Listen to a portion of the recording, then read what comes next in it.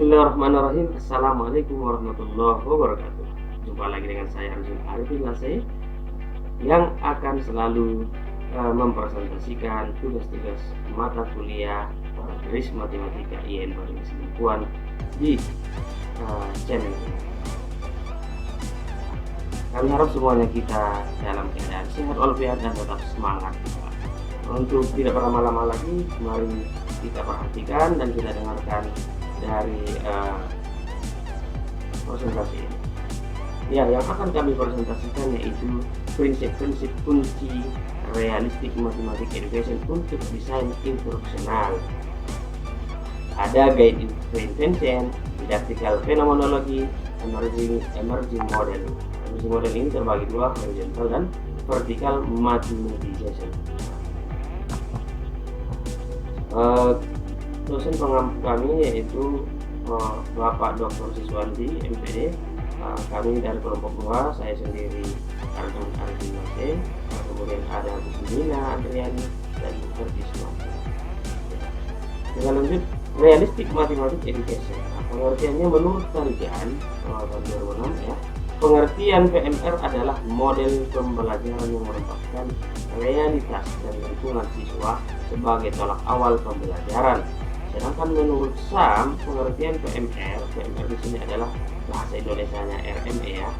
PMR itu adalah sebuah pendekatan belajar matematika yang menempatkan permasalahan matematika dalam kehidupan sehari-hari sehingga mempermudah siswa menerima materi dan memberikan pengalaman langsung dengan pengalaman mereka sendiri.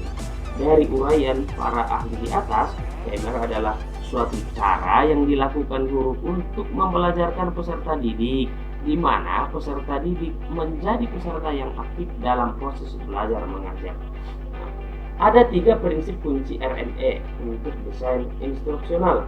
Yang pertama yaitu guide reinvention atau progressive mathematizing atau penemuan kembali secara terbimbing atau matematisasi progresif. Yang kedua adalah didactical phenomenology atau fenomena yang bersifat mendidik. Yang ketiga emerging model, yang mana emerging model ini terbagi dua yaitu horizontal dan vertical mathematization. Yang pertama kita bahas guide reinvention atau progresif matematika. Ini adalah penemuan kembali secara terbimbing. Menurut Greenberg dalam Pojan, pada prinsip guide reinvention, siswa harus diberi kesempatan untuk mengalami proses yang sama dengan proses yang dilalui para ahli ketika konsep-konsep matematika ditemukan, dan lintasan pembelajaran harus ditekankan pada proses pembelajaran daripada menemukan konsep atau hasil matematika. Artinya siswa kita bimbing untuk menemukan konsep dalam memperoleh suatu pengetahuan dengan mendukung setiap proses yang dilalui siswa. Artinya yang akan kita tekankan dalam prinsip ini adalah bagaimana siswa mengerti konsep dari materi itu, konsepnya yang kita tanamkan. Oke, kita lanjut. Yang kedua adalah didactical phenomenology atau fenomena yang bersifat mendidik. Fenomena pembelajaran menekankan pentingnya masalah kontekstual ketika memperkenalkan topik-topik matematika kepada siswa. Bisa dengan melalui situasi-situasi kontekstual yang erat kaitannya dengan pengetahuan siswa, baik berupa kejadian seputar sekolah, lingkungan, sejarah, cerita fiksi, cerita rakyat itu maupun non-fiksi. Tentunya dengan tetap mempertimbangkan aspek kecocokan masalah kontekstual yang disajikan dengan topik-topik matematika yang diajarkan, sehingga prinsip, rumus, dan konsep matematika itu dapat ditemukan kembali oleh siswa dalam pembelajaran.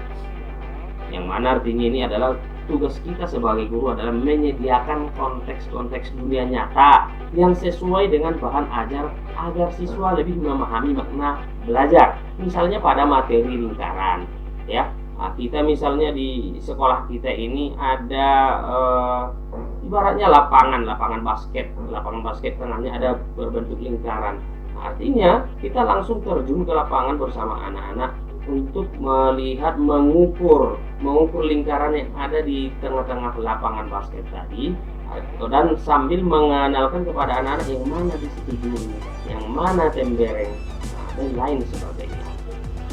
Kemudian yang ketiga, emerging model atau emerging model ya, model yang dikembangkan sendiri atau model yang muncul.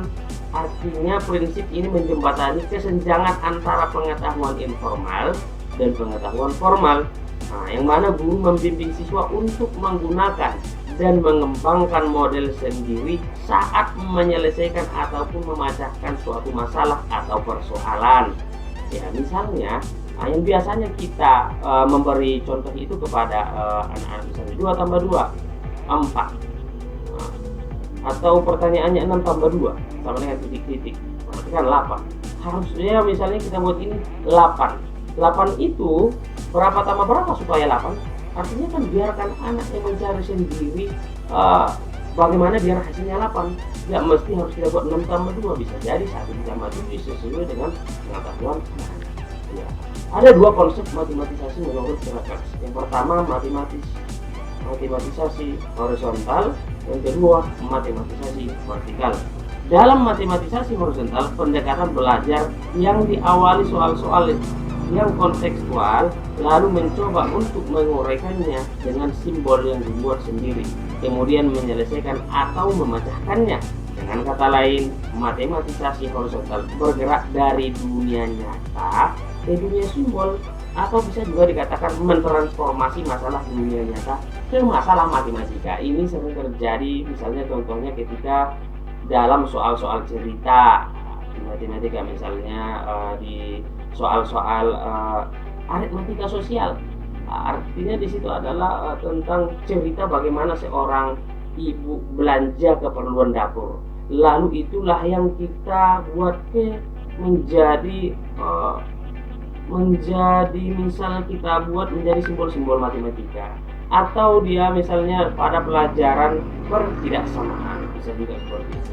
Kemudian yang kedua, matematisasi vertikal, yaitu proses pengorganisasian kembali dengan menggunakan matematika itu sendiri untuk mencapai ke tingkat pengetahuan yang lebih tinggi, lalu menyelesaikan masalah real. Bisa kita katakan matematisasi vertikal bergerak dari dunia simbol. Ya, artinya ini adalah peningkatan level dari pelajaran. Misalnya dari aljabar meningkat lagi, kita belajar dasar aljabar dulu, aljabar sederhana, lalu meningkat terus ke aljabar yang berikutnya. Itu saja yang bisa kami sampaikan ya. Kami ulangi lagi, yang pertama tadi adalah contohnya misalnya reinvention, meninggalkan kembali. Artinya yang kita tingkatkan di sini adalah konsep matematika itu sendiri, konsep dari bidang studi sendiri. Yang kedua adalah diaplikal fenomenologi. Artinya kita sebagai guru menyediakan fenomena atau konteks-konteks yang nyata yang sesuai dengan topik-topik ajar. Misalnya tadi lapangan basket yang di tengah-tengah itu ada bulat, ya kita menafsirkan siswa ke situ. Artinya mana di situ sih gurunya sebenarnya, bahkan kita suruh anak-anak untuk mengukur seberapa luas dan keliling dari lingkaran itu. Yang ketiga adalah emerging model. Emerging model ini terbagi 2, horizontal dan vertikal. Yang horizontal tadi dari dunia nyata atau dari dunia informal atau dari cerita, sebuah cerita kita buat dia menjadi simbol ke matematika. Ini soal-soal cerita pada misalnya pertidaksamaan atau pertidaksamaan atau misalnya dari matematika sosial. Dari soal cerita kita buat simbol matematika. Kalau yang vertikal itu artinya kita belajar dari dasar, ya dasar dan lalu kita belajar yang lebih untuk sekali jualan hanya dia berbeda. Itu saja yang bisa kami sampaikan pada kali ini. Jangan lupa like and subscribe channel. Assalamualaikum warahmatullahi wabarakatuh.